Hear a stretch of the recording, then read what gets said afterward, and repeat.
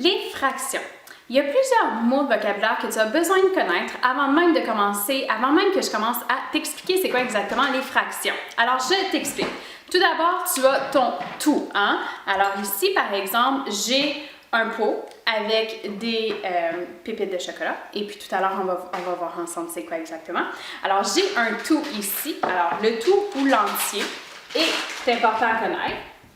Un tout ou un entier.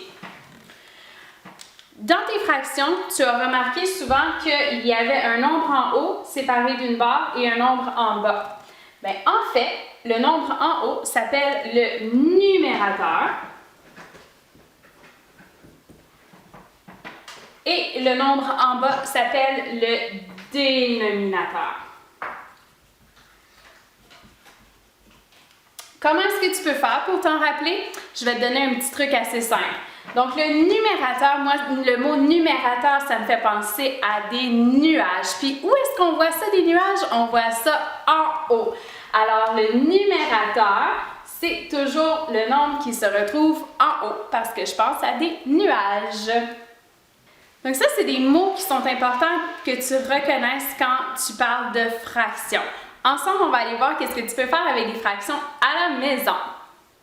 Alors, je t'emmène dans ma cuisine où je vais pouvoir te montrer comment faire des fractions avec une pomme, par exemple. Alors ici, j'ai ma pomme et qui est mon tout ou aussi mon entier. Hein. Tu vois, je ne l'ai pas mangée, elle est au complet, elle est là, c'est mon entier.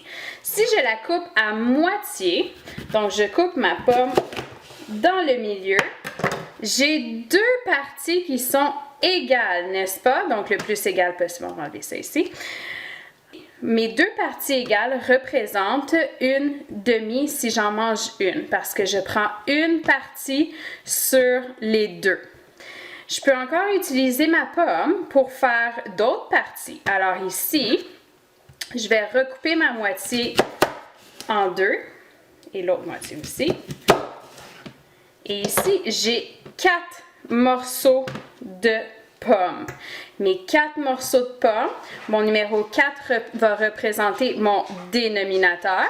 Et si je prends une partie de ces 4-là, ça va représenter mon numérateur. Ici, ce qui est intéressant, c'est que tout à l'heure, tu as vu que j'ai coupé la pomme en 2 parties. Maintenant, c'est en 4 parties. Si je prends ces 2 parties ici, et que je les mange, j'ai mangé aussi la moitié de ma pomme. Donc ça représente 2 quarts, parce que j'ai 4 parties et j'en prends 2, mais ça représente aussi une demi, parce que tu te rappelles tout à l'heure, ces 2 parties-là étaient ensemble. Alors, quand tu représentes des fractions, c'est très important que ce soit la même quantité. Si je prends ma demi-morceau d'avocat ici, puis je veux la couper en 4, je ne pourrais pas faire 4 morceaux comme ceci. Tu vois, ici, mes 4 morceaux, avec des pépins, tu vois, ici, mes morceaux ne représenteraient pas une fraction. Encore avec de la nourriture ici, j'ai des pépites de chocolat. Donc ça ici, c'est mon tout. Alors, mon tout, c'est toutes les pépites de chocolat que j'ai à l'intérieur. Si moi, je veux te donner la moitié de mes pépites de chocolat, alors je vais les prendre et je vais les compter. Je sais qu'il y en a 20 parce que je les ai comptés tout à l'heure. Donc, la moitié de 20 va être 10.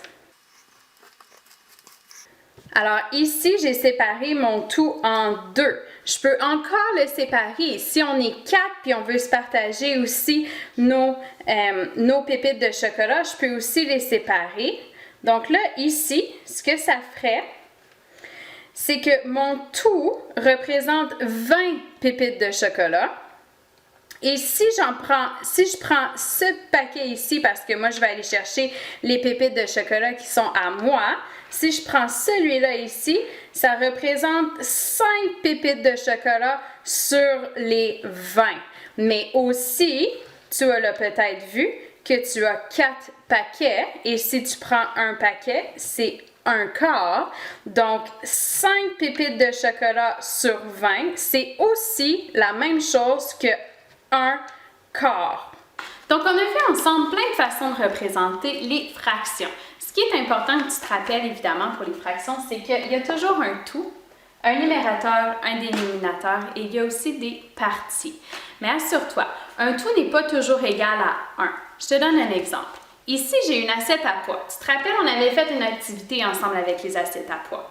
Donc, mon assiette peut représenter une assiette, mais je pourrais aussi dire, mon assiette, au lieu d'être 1, j'aimerais qu'elle représente 5.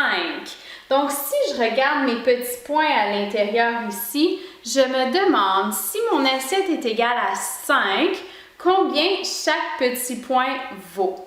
Alors, tu vois, à ton tour à la maison, tu peux faire plein d'activités en lien avec les fractions et jouer avec ça. Je t'invite à t'amuser beaucoup. Bye, à la prochaine!